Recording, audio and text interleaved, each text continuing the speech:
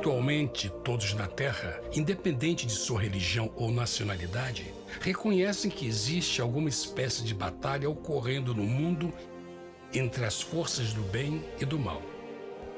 Uma luta colossal entre a luz e as trevas, a verdade e o erro, a opressão e a liberdade, o bom e o mal, e finalmente, a vida e a morte. Qual é a história por trás deste evidente paradoxo?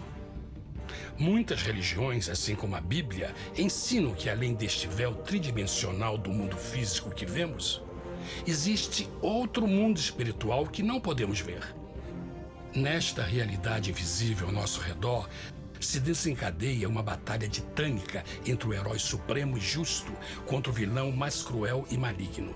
A grande pergunta é: quem são esses personagens e como e onde começou esta crise cósmica?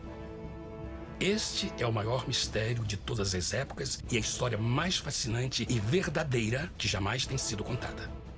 Esta crise envolve cada pessoa sobre a Terra. Sim, cada pessoa.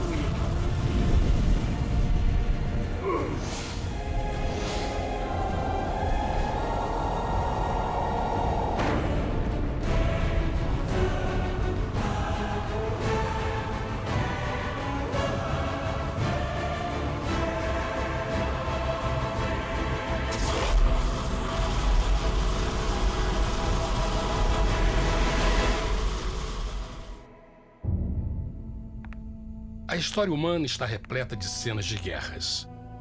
E todas as pessoas já experimentaram conflitos.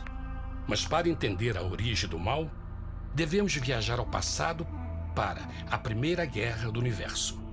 Porque esta guerra não aconteceu na Terra. Antes que o nosso mundo existisse, houve uma guerra no céu. Mesmo as palavras guerra no céu soam como uma contradição. É quase inimaginável para nós que pudesse haver batalhas e conflitos entre as criações de Deus no paraíso. O que pode ter causado este conflito celestial? Graças a um livro antigo chamado Bíblia, temos detalhes suficientes para poder juntar as peças e desatar os nós. Mesmo que trágica, é uma extraordinária e bela história de amor que vai desde o princípio dos tempos até tocar pessoalmente a você, a mim e a cada indivíduo na Terra. Nossa história começa há muito tempo atrás na capital do universo. Em um lugar chamado Céu, que estava repleto de seres angelicais que amavam fazer a vontade de Deus.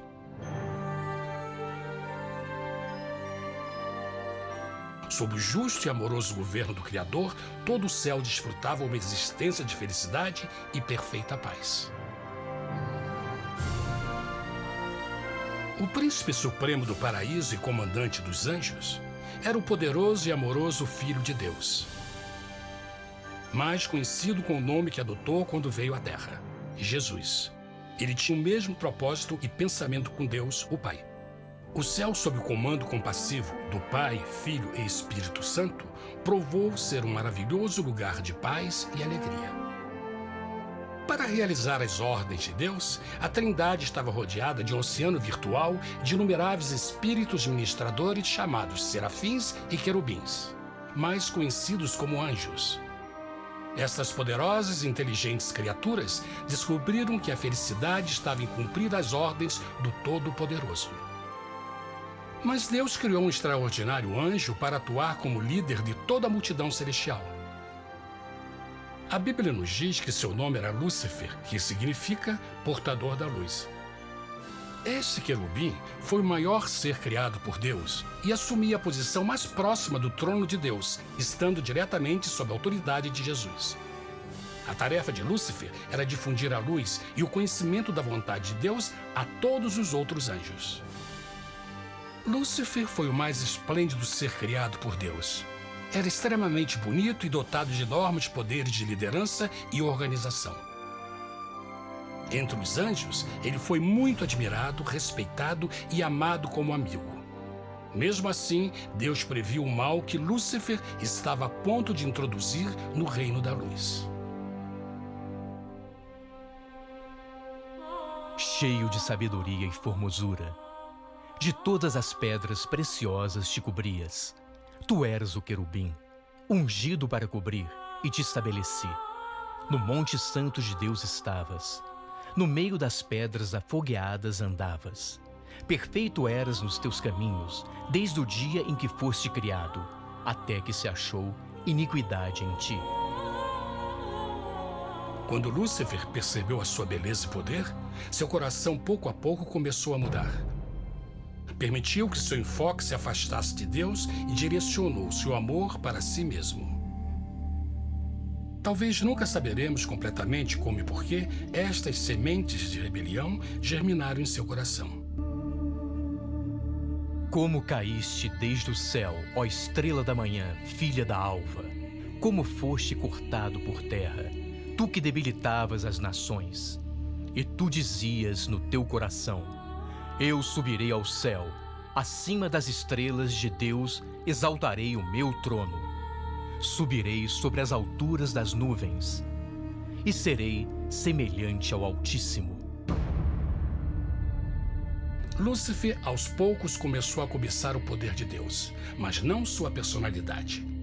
Ao pensar em suas próprias habilidades e belezas extraordinárias, os perversos tentáculos do orgulho e vaidade congelaram sua mente. Este ressentimento e inveja fizeram com que ele violasse a lei sagrada de Deus e se rebelasse contra seu governo. Precisamos fazer uma pausa e esclarecer algo. Desde o princípio, Deus ordenou que as leis da física governassem o mundo material em que vivemos. Sem essas leis naturais, o universo seria um caos. Do mesmo modo, as leis morais de Deus sempre têm dado segurança e estabilidade ao cosmos. Alguns pensam que os 10 mandamentos não existiram, até que o Senhor os entregou a Moisés no Monte Sinai. Mas as Escrituras nos ensinam que os princípios das leis de Deus sempre existiram por toda a eternidade, pois são a base fundamental de seu reino de amor. Seguros todos os seus mandamentos, permanecem firmes para todo sempre e são feitos em verdade e retidão. Os 10 mandamentos são um resumo das características de um Deus de amor. Os primeiros 4 mandamentos descrevem quem é Deus, seu poder, seu território e autoridade. Os últimos 6 descrevem como é Deus, sua honestidade, sua pureza, sua fé. Todas estas coisas sempre foram verdade e sempre serão verdade. Agora, pela primeira vez na história da eternidade, Lúcifer começou a violar estes princípios perfeitos. Lúcifer sabia que, se fosse compartilhar o poder e status de Deus, necessitaria de apoio. E deu início ao trabalho. Começou sorrateiramente a circular entre os outros anjos, plantando sementes de dúvida e descontentamento a respeito da liderança de Deus, ao mesmo tempo em que, sutilmente, revelava suas próprias virtudes. Ele insinuou que Deus abusava de seu poder divino e suas leis restringiam a verdadeira liberdade e felicidade de suas criaturas. Com seu raciocínio audaz e poder de influência, Lúcifer pôde persuadir a um grande número de anjos a se unirem para seu motim. Talvez se perguntem, como tantos anjos inteligentes puderam seguir esse desertor? Bom, lembrem que até esse ponto nenhum anjo tinha escutado uma mentira. E nesse primeiro estágio da rebelião, os anjos não perceberam a obsessão de Lúcifer em assumir a posição de Deus. Não sabiam que finalmente ele planejaria a tortura e o assassinato do Filho de Deus na cruz com a intenção de ocupar o seu trono. Estranhamente, Lúcifer pensou que poderia ocultar seus verdadeiros propósitos de Deus. Ai dos que querem esconder profundamente o seu propósito do Senhor e fazem as suas obras às escuras e dizem: quem nos vê e quem nos conhece? Não pense nem por um momento que a rebelião de Lúcifer surpreendeu Deus e o pegou desprevenido. O Senhor sabe de todas as coisas e os pensamentos de suas criaturas. Ele entendia exatamente o que estava se passando pela mente de Lúcifer. E piedosamente Deus advertiu o desgarrado anjo do perigo.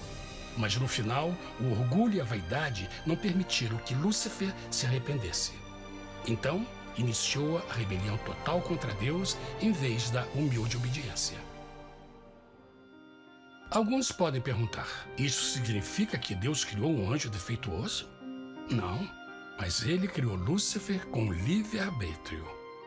Verão que o livre-arbítrio é uma coisa maravilhosa, mas também muito perigosa, incluindo o risco de uma rebelião e a possibilidade de que o amor de Deus seja rejeitado. Vejam que o amor real não pode vir de uma criatura pré-programada e não pode ser forçado. Deve ser voluntariamente dado. Por exemplo, mesmo que seja bonito este cachorro robô, na verdade, nunca poderá amar-me. Posso fazer que pareça que me ame, mas só estará seguindo instruções pré-programadas. Não tem opção. Por outro lado, este pequenino está realmente feliz em ver-me. Ele decidiu dar-me seu afeto. E com o tempo, nossa relação se fará mais forte, enquanto eu ame e cuide bem dele. Do mesmo modo, um Deus de amor só quer amor verdadeiro de suas criaturas. E para que isso aconteça, elas precisam ter o livre-arbítrio. A rebelião de Lúcifer é a maior evidência de que ele tinha esta liberdade. Agora, a grande pergunta é: como Deus enfrentaria esta crise? Como lidaria com Lúcifer e com os milhões de anjos que se uniram nessa rebelião? Muitos questionam: por que Deus não acabou imediatamente com a rebelião? Afinal, ele poderia facilmente vaporizar Lúcifer com um raio. Mas isto teria solucionado o problema? Não, pelo contrário. Isso só teria intensificado as dúvidas e suspeitas que Lúcifer havia plantado na mente dos anjos. Lembrem que Lúcifer sabia, como ninguém mais, da engrenagem interna do governo de Deus. Sua destruição seria vista como parte de uma grande armação, e a razão que o motivou a servir Deus teria sido o medo da represália e não o amor. O Senhor sabia, na sua sabedoria, que a melhor forma de enfrentar a crise era permitindo que tudo seguisse o seu curso. Esta seria a única forma de se assegurar que o mal não se ergueria outra vez. Deixai crescer ambos juntos até a ceifa. E por ocasião da ceifa, direi aos ceifeiros: colhei primeiro o joio e atai-o em molhos para o queimar, mas o trigo ajuntai-o no meu celeiro. Na parábola do joio e do trigo, Jesus descreve que um tempo de crescimento é necessário para que uma planta revele sua verdadeira natureza. No seu entendimento infinito, Deus sabia que com o tempo, o caráter real de Lúcifer seria exposto e que os amargos frutos de sua rebelião seriam vistos. Até agora, os cidadãos do universo não estavam familiarizados com o pecado e até onde os levaria. Mas isso mudaria quando eles vissem por si mesmos sua terrível natureza autodestrutiva. Afinal, a sabedoria e o amor do governo de Deus seria para sempre confirmado e o universo estaria seguro. Quando Lúcifer e seus seguidores revelaram abertamente sua rebelião, o Senhor soube que não haveria paz se permitisse que eles ficassem no céu. Deveria impor um limite, entrar em ação e enfrentar os rebeldes. Mas Lúcifer e seus seguidores nunca sairiam por vontade própria ou pacificamente. O passo seguinte foi a guerra. E houve batalha no céu. Miguel e os seus anjos batalhavam contra o dragão. e batalhavam o dragão e os seus anjos, mas não prevaleceram, nem mais o seu lugar se achou nos céus.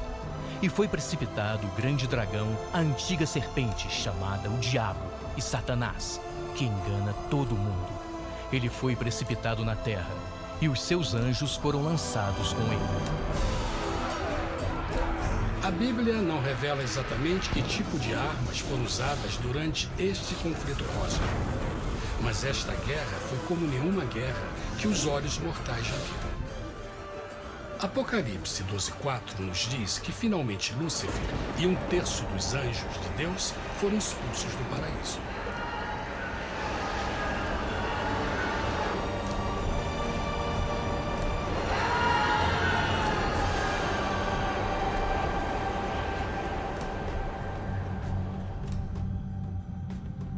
Mas e agora?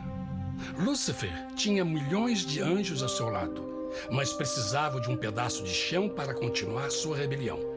Rápido, muito rápido, o universo começou a entender o quão doloroso e caro o pecado poderia chegar a ser. Mas a guerra não tinha terminado, apenas começava. Lúcifer, o portador da luz, agora virou Satanás, o adversário.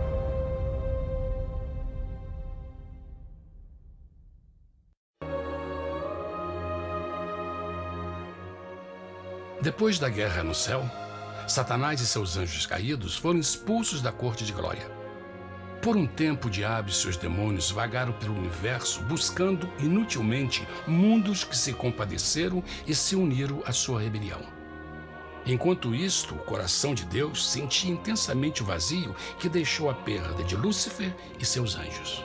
Então o Pai, o Filho e o Espírito Santo retomaram o seu trabalho favorito, o maravilhoso trabalho da criação.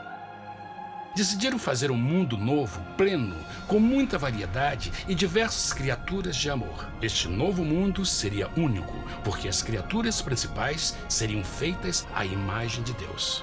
Para eles, o Senhor também daria o domínio deste planeta novo, que conhecemos como Terra. No princípio, Deus criou a terra. E viu Deus tudo quanto tinha feito, e eis que era muito bom. Que imagem maravilhosa! Deus forma um novo mundo, nosso planeta, Terra. E em cada maravilhoso dia da criação, algo novo e espetacular começa a fazer parte da cena. Por exemplo, no terceiro dia, Deus falou e uma linda e exuberante vegetação fez parte da existência. Plantas de todas as cores, formas e tamanhos. No quinto dia, o mundo estava repleto de espantosas e exóticas criaturas, que podiam tanto se elevar aos céus como deslizar pelas águas azuis. E outras podiam fazer as duas coisas. No sexto dia, houve a introdução de um grande número de animais terrestres. Desde o gigante elefante até o pequeno esquilo, cada um encontrou um lugar nesse novo planeta para viver em harmonia com o resto da criação. E também no sexto dia, Deus criou o homem. E disse Deus: façamos o homem à nossa imagem conforme a nossa semelhança. E formou o Senhor Deus o homem do pó da terra, e soprou em suas narinas o fôlego da vida, e o homem foi feito alma vivente. E plantou o Senhor Deus um jardim no Éden, do lado oriental, e pôs ali o homem que tinha formado.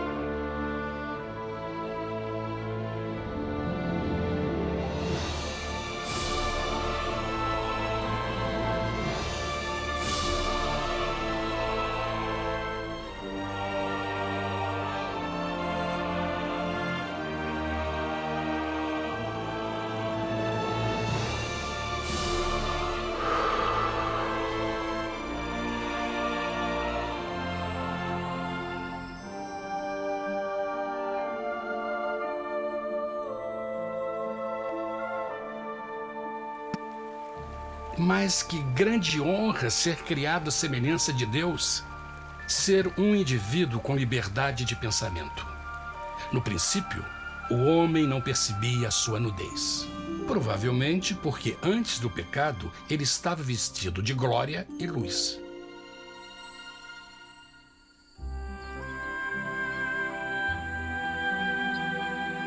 Deus também criou a companheira perfeita para Adão, sua bela esposa Eva. O feliz casal foi colocado em um magnífico jardim perfeitamente projetado para aumentar sua felicidade. Para Adão e Eva e as outras criaturas da terra, também foi dado o privilégio divino de procriar a sua própria imagem. A intenção de Deus foi que a raça humana tivesse domínio sobre este paraíso perfeito para sempre. Eternamente felizes e saudáveis, trabalhariam com a flora do jardim de Deus enquanto desfrutariam o afeto e companhia de todas as criaturas sob seus cuidados. O ambiente que nossos primeiros antepassados experimentaram foi muito diferente do mundo de hoje. As rosas não tinham espinhos, os insetos não mordiam nem picavam, e os leões e as ovelhas brincavam juntos. Era um mundo esplêndido e maravilhoso. E esse estado de felicidade teria continuado eternamente se nossos primeiros parentes tivessem mostrado fidelidade com uma simples prova. Mas da árvore do conhecimento do bem e do mal, dela não comerás, porque no dia em que dela comeres, certamente morrerás. Visto que o adversário havia contaminado o universo com sua rebelião, o Senhor viu a necessidade de uma simples prova de amor e lealdade. Lembrem que os anjos bons acabaram de ver um terço de seus amigos serem expulsos do céu durante a guerra. Como estariam seguros de que esses novos humanos não se uniriam a Lúcifer e causariam problemas? Então o Senhor plantou uma árvore no jardim, uma árvore cujo fruto não deveria ser comido sob pena de morte. Ao passar por esta simples prova de obediência, Adão e Eva mostrariam a lealdade para com Deus e a fé em sua palavra. Ainda mais, era uma prova de amor. Por isso, Jesus disse em João 14, se me amais, guardais meus mandamentos. Mas alguém mais soube desta prova de fé e estava determinado a usá-la em seu favor. Satanás estava com inveja dos humanos que desfrutavam da bendita vida que ele perdeu. Sua feliz existência estava em total contraste com a sua, que agora estava cheia de culpa, pecado e miséria. Com ressentimento e raiva, não estava disposto a deixar o casal em paz, pois o pecado sempre buscará arrastar a outros consigo.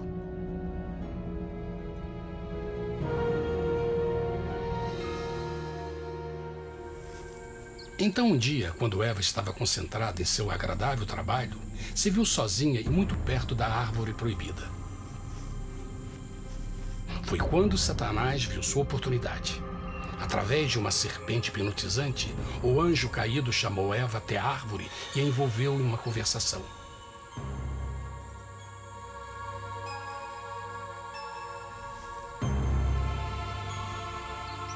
Suas palavras encantadoras foram cuidadosamente calculadas para gerar desconfiança a Deus.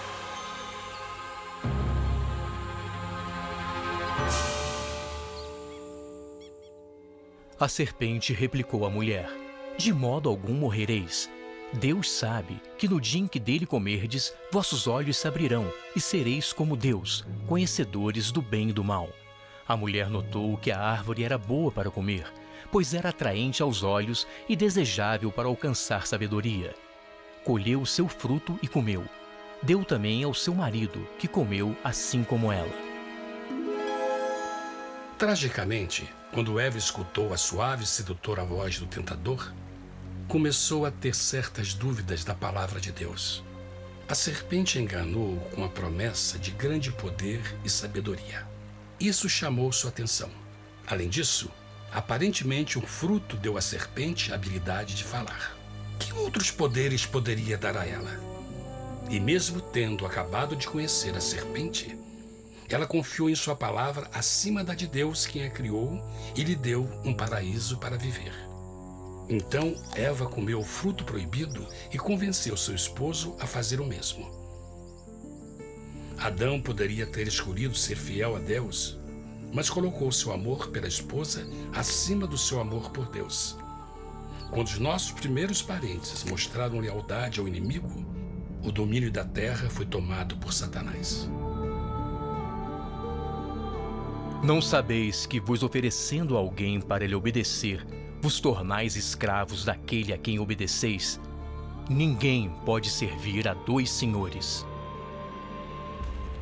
Este mundo agora seria o último campo de batalha entre o bem e o mal, e o coração de cada homem e mulher seria o prêmio. Adão e Eva não se deram conta desse tempo, mas seu momento de desconfiança e desafio abriria as comportas do sofrimento de milhões de pessoas durante milhares de anos.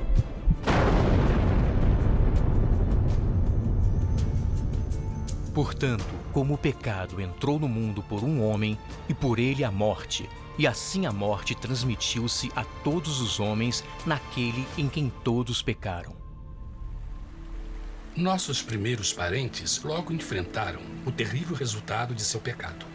Em estado santo, Adão e Eva resplandeciam com túnicas de glória. Depois de pecarem, suas túnicas naturais de luz se desfizeram e eles ficaram mortificados com a sensação de sua nudez. Vergonha e temor tomaram lugar de sua alegria e paz e trataram de cobrir sua nudez com folhas. Agora eles se encontravam sob constante influência do diabo. Ao ceder à tentação, debilitaram sua natureza. E Satanás ganhou poder sobre a humanidade. As pessoas não podiam resistir às tentações do diabo com sua própria força.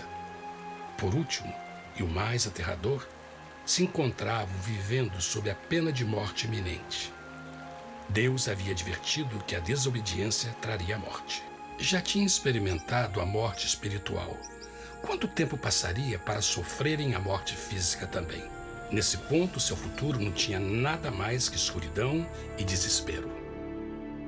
Tendo expulsado o homem, colocou diante do jardim do Éden os querubins com o cintilar da espada flamejante, para guardar o caminho da árvore da vida.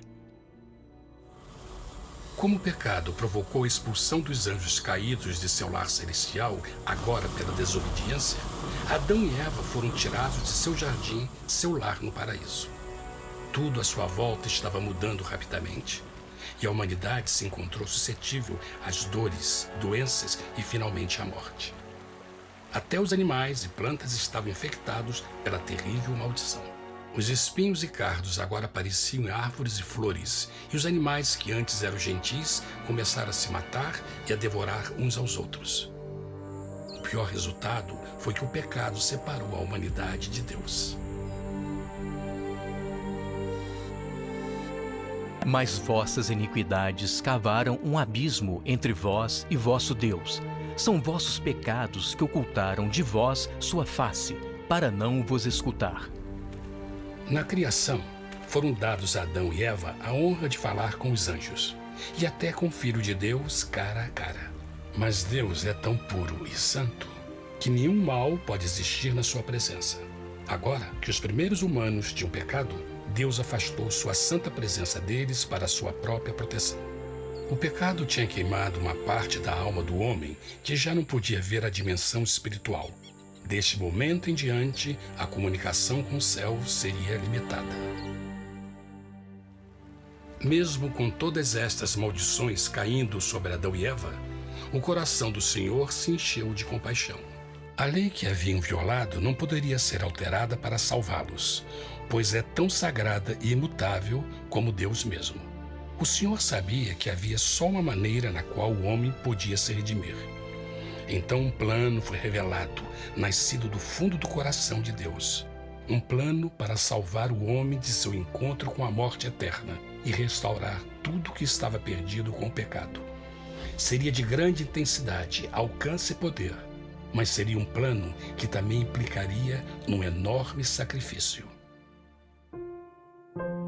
O amor de Deus para conosco se manifestou por ter enviado ao mundo seu Filho unigênito, a fim de vivermos por ele. Nisto consiste o amor, não em termos nos amado a Deus, mas em ele nos ter amado e enviado seu Filho para se sacrificar por nossos pecados. As Escrituras claramente ensinam em Romanos 6:23 O custo do pecado é a morte. A lei violada demandava a vida do pecador e só tinha um em todo o universo qualificado como substituto da humanidade. O Criador só podia pagar a dívida de suas criaturas tomando seu lugar.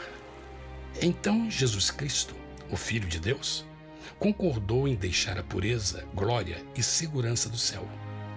Ele viria para morrer em nome do homem em seu malvado e renegado planeta.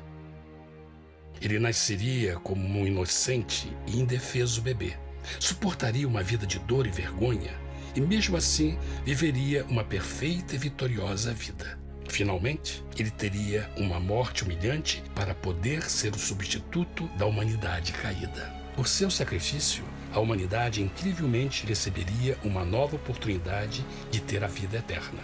Seu sangue seria o resgate para um mundo habitado por Satanás. Este maravilhoso plano de redenção foi graficamente ilustrado no sistema de sacrifício de animais ordenado por Deus depois da queda do homem. O Senhor tinha avisado Adão e Eva que iriam morrer no dia em que comessem do fruto proibido. E como que permaneceram vivos? A Bíblia nos diz que imediatamente depois do pecado, Deus providenciou roupas na forma de peles de animais. É bom notar que o Apocalipse se refere a Jesus Cristo como a ovelha que foi morta desde o princípio do mundo. Isto indica que uma ovelha foi sacrificada no mesmo dia para prevenir suas mortes imediatas. Pela fé, neste sacrifício, suas mortes foram simbolicamente transferidas deles para a criatura inocente. A ovelha certamente era a representação de Jesus. Assim, um raio de esperança foi dado em uma situação de escuridão e desespero. Através do arrependimento e a fé no sangue do Messias, qualquer humano poderia uma vez mais ser filho de Deus. Mas mesmo com este grande plano para a humanidade, Satanás ainda tinha o domínio da terra. E a vida na terra não estava fácil. No mundo haveis de ter aflição, mas coragem, pois eu venci o mundo. Naturalmente, muitos se perguntam: como um Deus amoroso e poderoso permite dores e sofrimentos no nosso mundo atual? Mas está claro desde o Gênesis que Deus nunca quis que nós tivéssemos o conhecimento da dor dessa vida. Quando o mundo saiu das mãos de Deus, a terra era um maravilhoso paraíso. Foi o pecado de Adão e Eva que deu a Satanás o direito de assumir o controle deste planeta.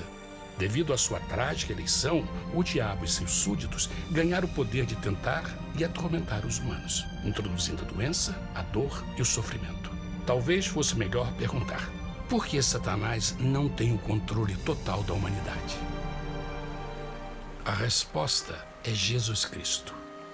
Talvez já perceberam que a morte de Jesus na cruz deu a cada um de nós a oportunidade de sermos salvos, mas na verdade fez muito mais do que isso.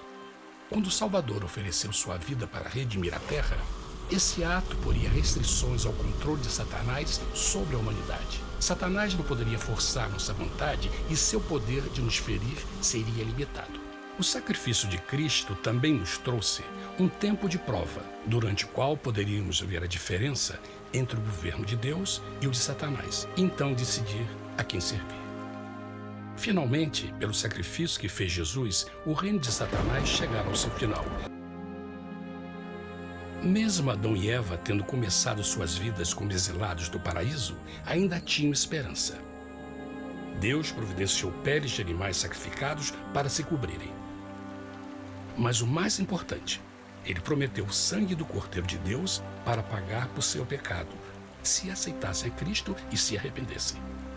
Uma grande pergunta permanece: as pessoas aceitariam o grande presente de Deus? Como escaparemos se agora desprezarmos a mensagem tão sublime da salvação? A incrível história que acabaram de escutar é verdade e afeta vocês. Pois, pelo desejo de Satanás de ser Deus e a desconfiança e desobediência de Adão e Eva, todos nós nos encontramos em uma situação perigosa. De um lado, a humanidade foi grandemente favorecida por Deus com uma segunda chance de recuperar nosso lugar no Éden. Por outro lado, Se nós desistirmos de aproveitar esta grande chance, nos tornaremos escravos de Satanás e finalmente seremos destruídos quando Deus limpar o universo do pecado. Amigos, não há melhor hora de fazer sua escolha por Jesus do que agora mesmo. Nenhum de nós sabe quanto tempo mais teremos que viver nesta terra. Jesus nos tem mostrado grande interesse no seu bem-estar e seu amor por vocês o levou a providenciar uma maneira de escaparmos de uma futura destruição. Ele quer que você o aceite e se arrependa de seus pecados. Através de Cristo, pode encontrar o perdão para tornar-se como Ele em caráter. A triste notícia é que Satanás atua de todas as formas possíveis para evitar que aceite o presente da salvação de Deus. Devido à nossa rotina da vida, o amor ao dinheiro ou alguma outra distração fascinante, ele trabalha para manter a todos ocupados e afastados do que, na realidade, mais importa, sua salvação eterna. Para que entenda a realidade da situação e que, se você não escolhe a Jesus por omissão, está escolhendo a Satanás. Mesmo que a terrível escolha de Adão e Eva nos traga morte e miséria, vocês agora podem tomar uma melhor decisão. Deus está oferecendo uma paz que satisfaz o anseio mais profundo de sua alma e uma alegria que não encontrará nas atribulações deste mundo. O desejo que tem o coração de Deus é que seja salvo e esteja com Ele no paraíso. Mas o único que pode mantê-lo fora do céu é você. Imagine a tragédia que seria se você recusasse este precioso presente. Você pode decidir hoje e aceitar a salvação que Deus prometeu. Na verdade, nesse momento, pode aceitar a vida eterna através de Jesus Cristo. Posso convidá-lo para que acompanhe agora mesmo em uma simples oração, aceitando sua maravilhosa oferta? Por favor, repita depois de mim. Querido Pai Celestial, venho a Ti agora e humildemente pedir Teu perdão. Senhor, confesso que sou um pecador e violei Tua santa lei.